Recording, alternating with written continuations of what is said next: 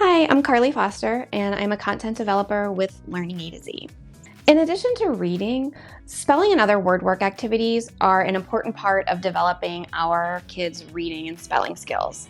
So, what are some things that you can do at home over the summer to help your children? So, let me give you some ideas of things that we do at our house.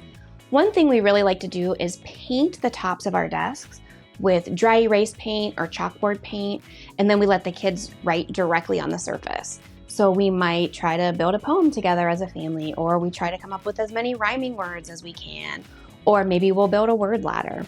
We also play a ton of word games. So Scrabble, we play Scattergories, Taboo, which is another great way to engage your children and boost their vocabulary. Another thing I've noticed with my own children is that if I leave word games or crossword puzzles or word searches or fun paper and pencil laying around, they naturally gravitate towards those things and they'll find themselves playing around with the words in the games. So making time for word work activities is vital because it helps those patterns in words move into long-term memory, which then leads to a richer, more extensive vocabulary.